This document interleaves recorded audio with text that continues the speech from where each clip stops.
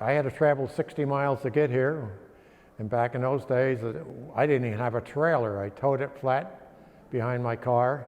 I think in 52 or 53, a bunch of us from up Red Hook Berry trip, Elmer trip, we conned our way into being brought down here to the races, and from that point on it was pretty much the major interest in my life. I live across the river. I live on the west side of the river. Ruby's a little town outside of Kingston. But we used to come over on the ferry, but by the time the races ended, we had to either go to Poughkeepsie and come across the Poughkeepsie Bridge, Mid-Hudson Bridge, or we had to go to Catskill over Ripley and Winkle to go over because the ferry stopped running. So it was a long night. I lived on Parsonage Street, which was walking distance to the Speedway. So there was no towing my car. I started up at the house and drive it to the track.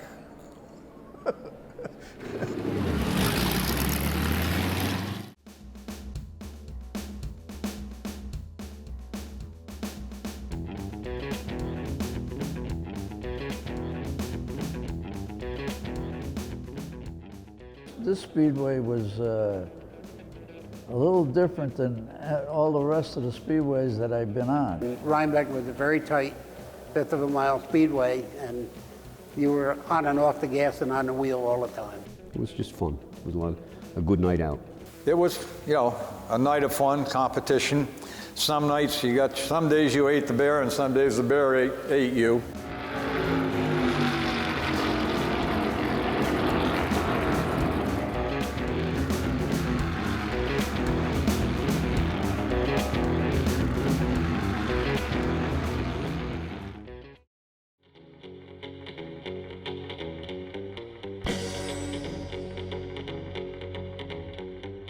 We would pull in, unhook. We were flat towing at that time, no trailers.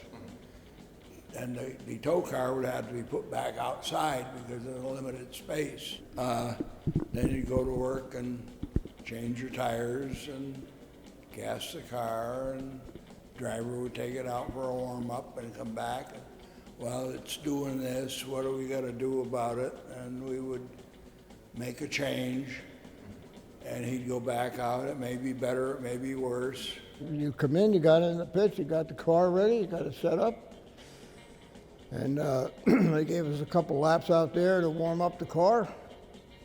Got back into the pits again, and he got ready to go racing again. He was busy. You had preparations to get the car ready to go out, and you'd go out and warm up, and you'd run your heat and qualify for the feature. And the only time you really had any low time, they used to run 3 heats, as I recall, and the heat that you weren't in, you had a chance to walk down to the edge of the pits and watch the track, watch some competition run in their heats.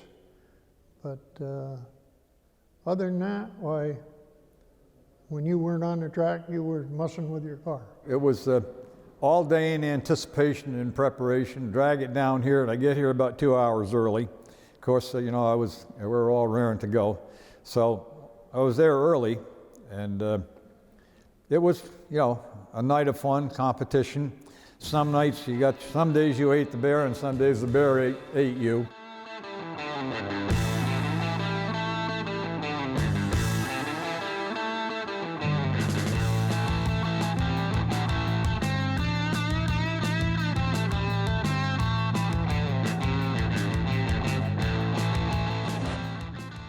This speedway was a little different than all the rest of the speedways that I've been on.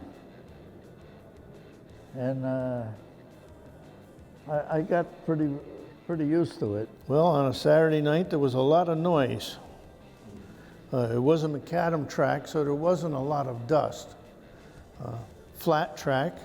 It was originally built for midgets, not for stock car.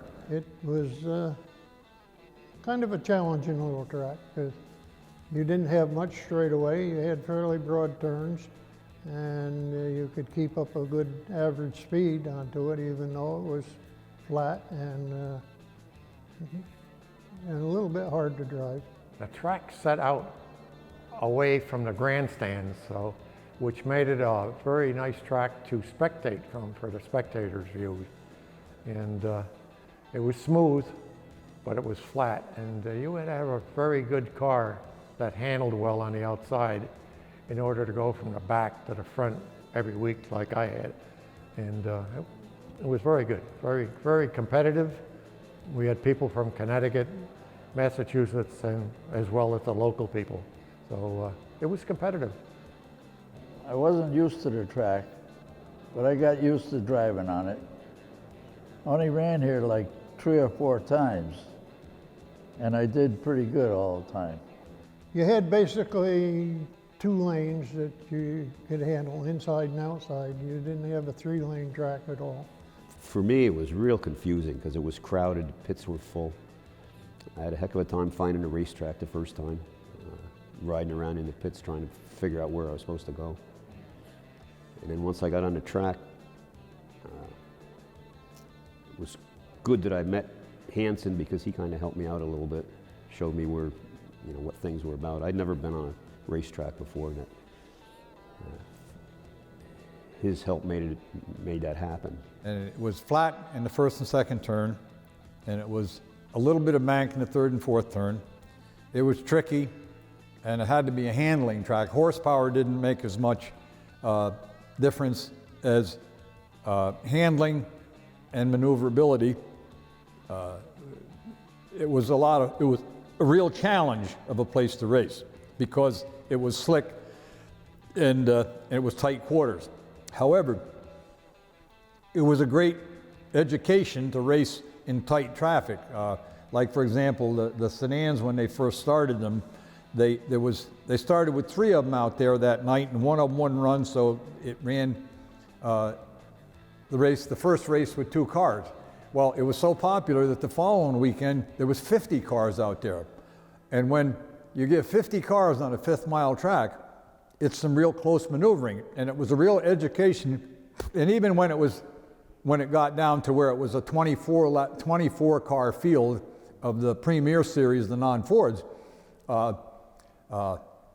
it was still good traffic. So you were in tight traffic all of the time, and it was a good education and drill for racing on the faster, bigger tracks because traffic wasn't intimidating. You learned how to run in close quarters. And Rhinebeck, you had to run in close quarters, and you brought that skill along to other tracks. Very quick. I mean, it was a short track, a lot of cars, a lot of traffic.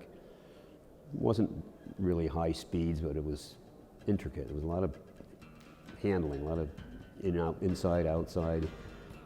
It was difficult. It was a tough little track, tough place to race. You didn't have a lot of time to think about everything. It was so short. This was an asphalt track that you had to work hard in the car to get around. It took a lot of maneuvering, a lot of steering wheel, let's put it that way. Tight. From what I was used to, it was very tight. We're used to slipping and sliding, and Rhinebeck was a very tight 5th-of-a-mile speedway, and you were on and off the gas and on the wheel all the time. It was very competitive, especially if you started in the back of the pack. And I forget how many, started at least 25 cars on that little short track. You started in the back, you had your work to do to get to the front, if you could. It was very exciting to see all the people come in. They always had a full grandstand. I knew a lot of the drivers that were driving back then. They kind of took me under their wing because I was the little guy, and they were all kind of like my heroes, and they really put on a great show. Very often there was a Saturday night when it was maybe a half a dozen seats left in the place, and a good crowd that cheered you on. The atmosphere, the people were really great. I think they loved to come up. There wasn't that much to do on Saturday nights back in the early 50s. So Rhinebeck Speedway was a we had a good crowd, we had good drivers, we had good people. The fans were great.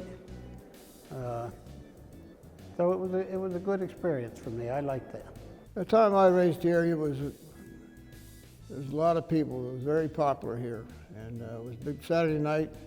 It was a big night to come over here to Rhinebeck and go to stock car races. Way back, even when I was a kid. Every Saturday night, we wound up at Rhinebeck Racetrack. My mom worked, my sisters worked, so we basically worked at the racetrack. We were under the grandstand working, and we set up our novelty stand and we sold our photographs and all the trinkets that we used to sell, little stock cars and little checkered flags and stuff like that. So that's what we did. They had a concession stand underneath the bleachers.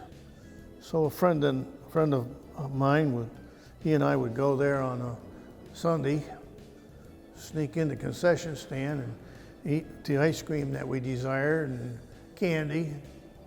I guess we shouldn't have been doing that, but that's what we did.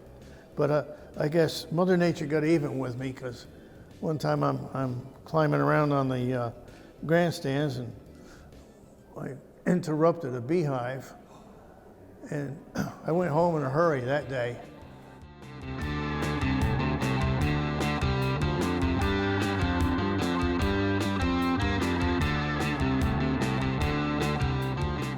My dad had a gas station up in Red Hook, right next to the post office. And somehow we found out that they were going to have these jalopy sedan races back in 1958.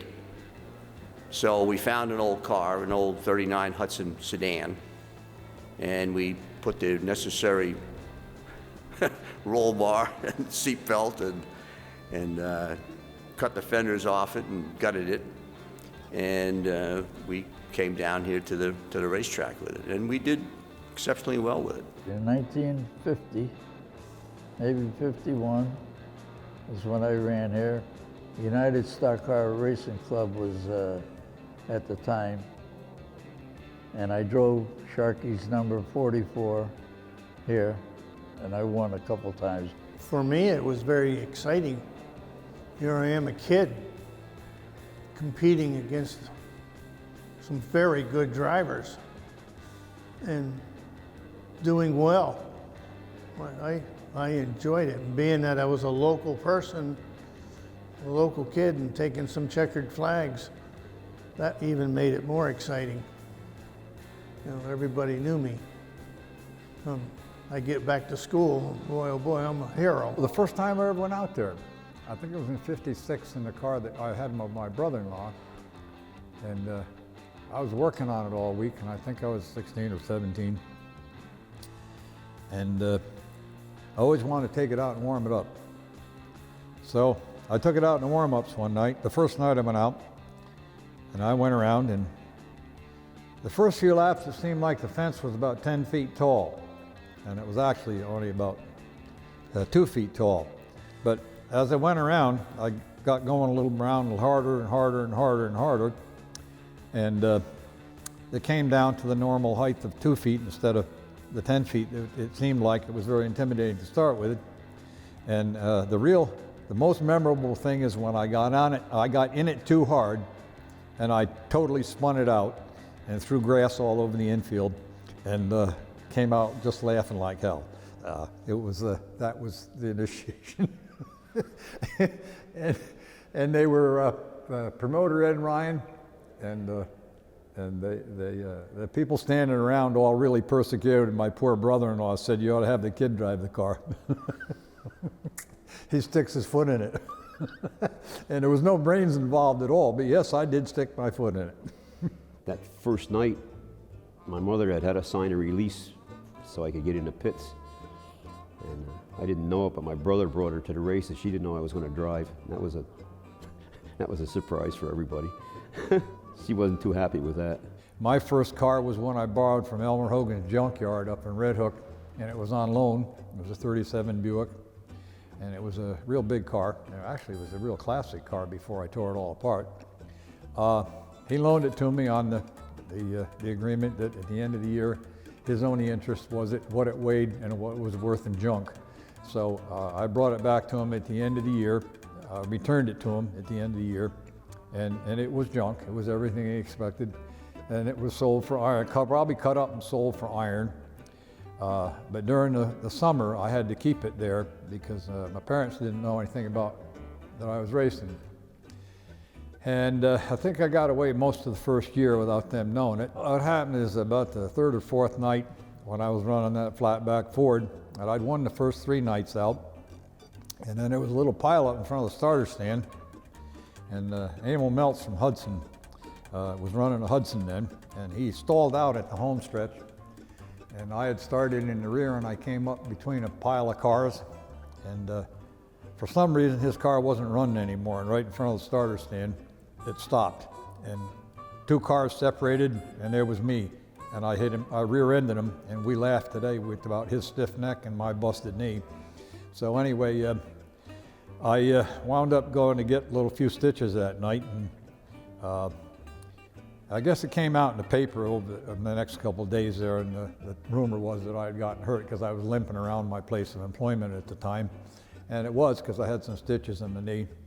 And anyway, from that point on, before that, they wouldn't sign to let me race, but when they found out that if they signed, it would pay my doctor bills, then they signed for me, and then it was all out in the open.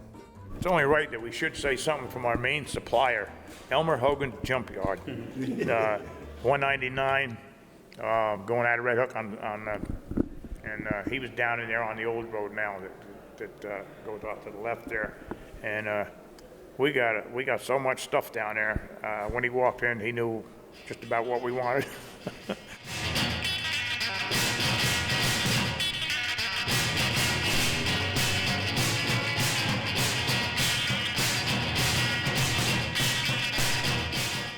It was fortunate that there wasn't a lot of people injured because our guardrail around the track was probably 2 feet high. And it was wood, oak.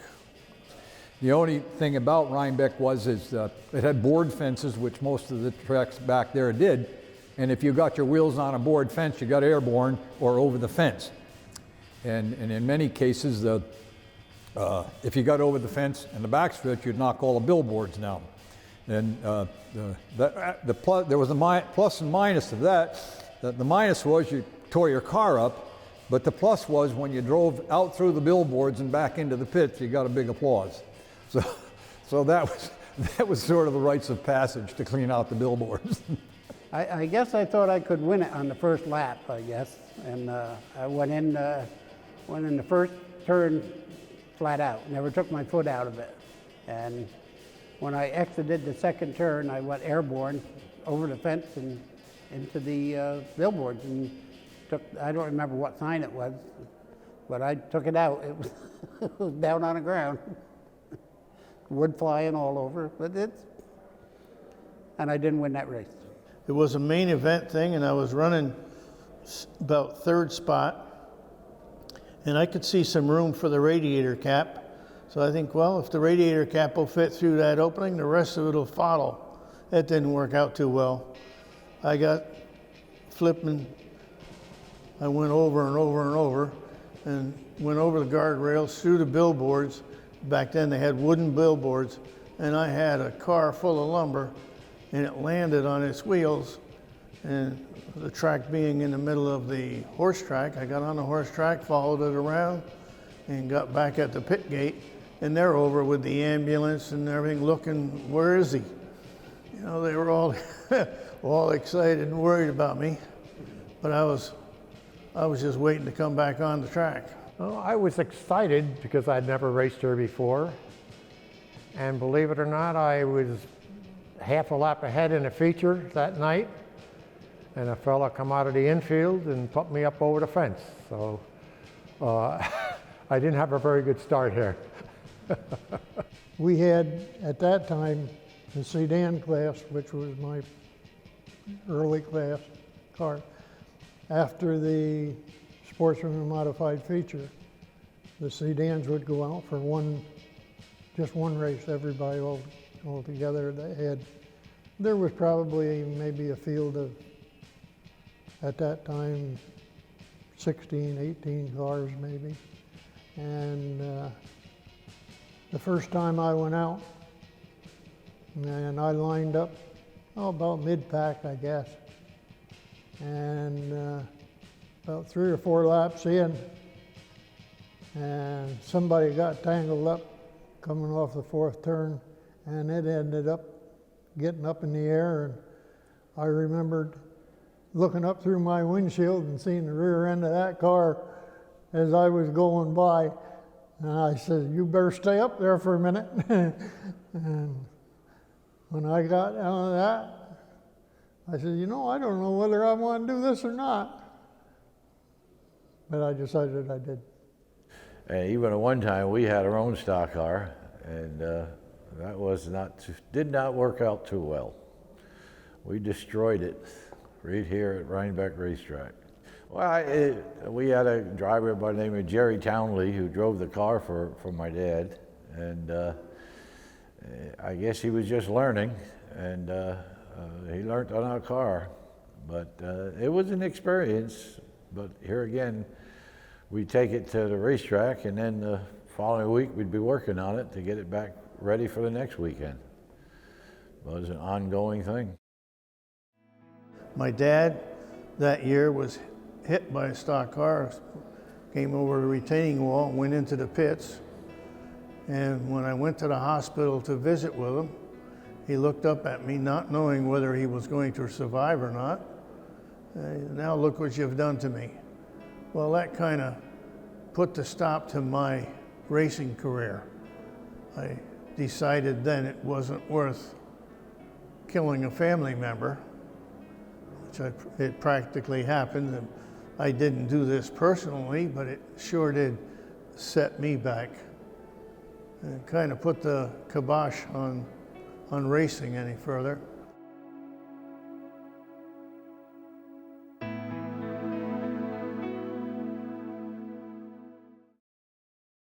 They had a 250 lapper at Rhinebeck, and I was lucky enough to stick around to the end of it, and I ended up winning it. And didn't pay an awful lot, but it was 250 laps of learning experiences, and it was very good. We won our very first race ever here at Rhinebeck, and we won our, I don't say our fair share, but we won a few over the years in both the modified and the new car. And of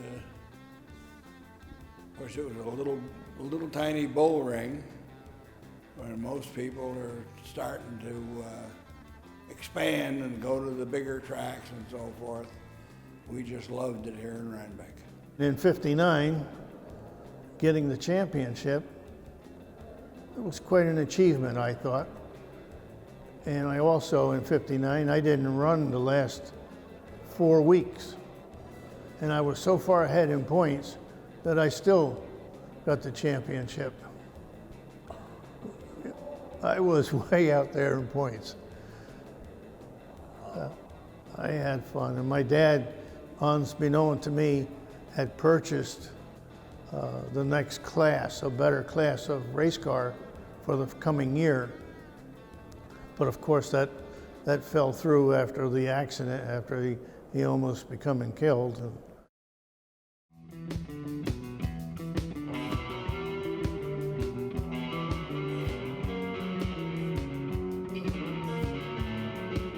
After the races, everybody used to come down out of the grandstands and hang around the cars. It was just fun. It was a good night out. A lot of kids used to come. I used to set the kids in the car, little kids. And, we never got to ride around with them. It was my car anyway, but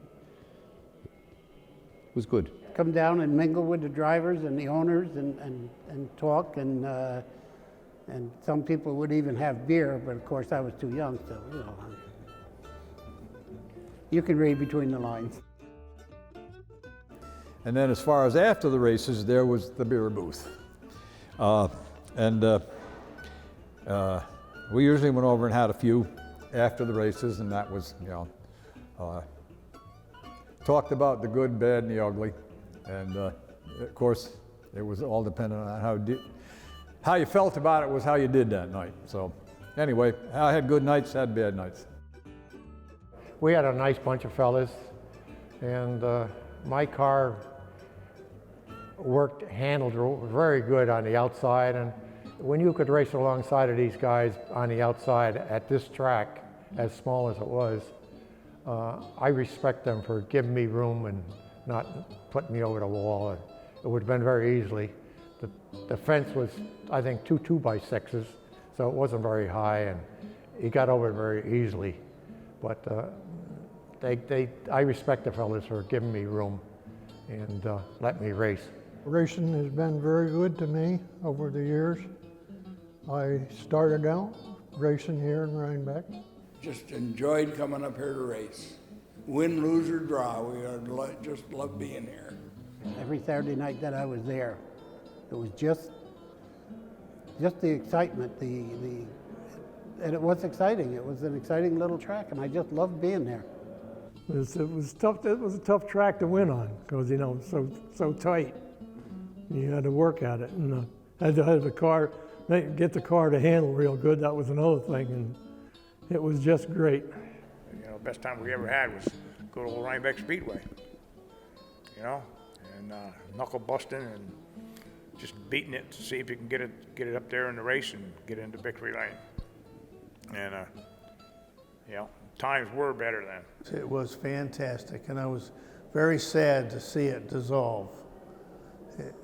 It was an attraction. It was quite a Saturday night attraction.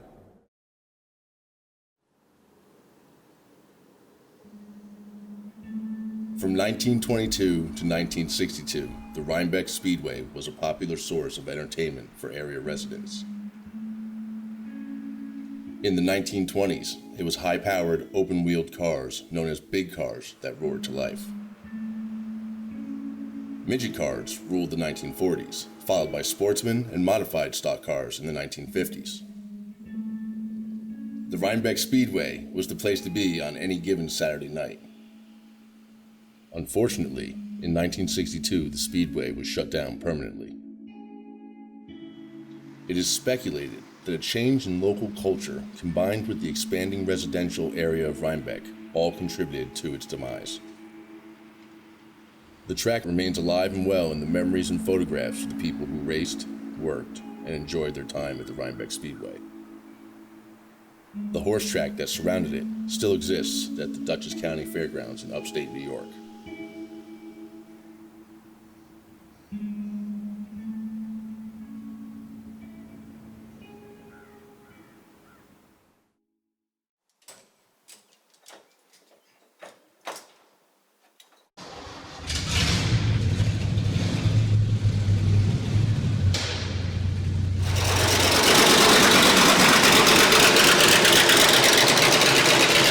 All of the best associations and friends that I have, many of them were here today.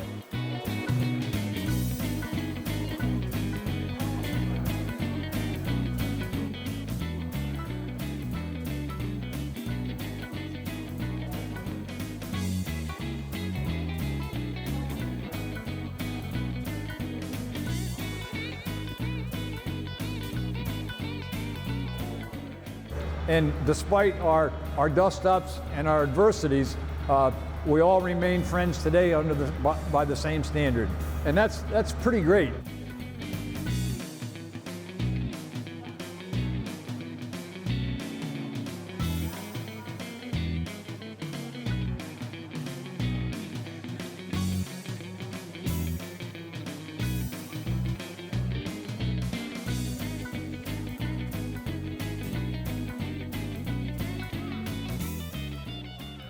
Being here today, seeing some of the old timers that I raced against and some of the guys that I know that didn't race against but were part of the crews, it's a good feeling to see them.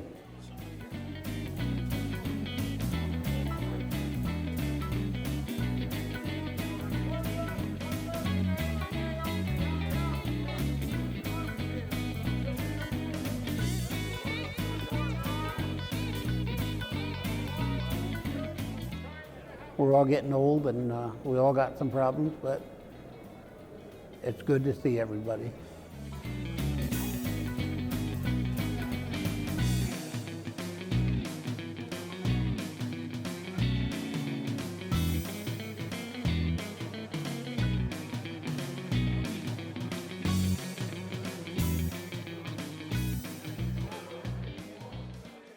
I certainly am glad that we've had this gathering of old timers and let us chit chat and brag about what we did and didn't do.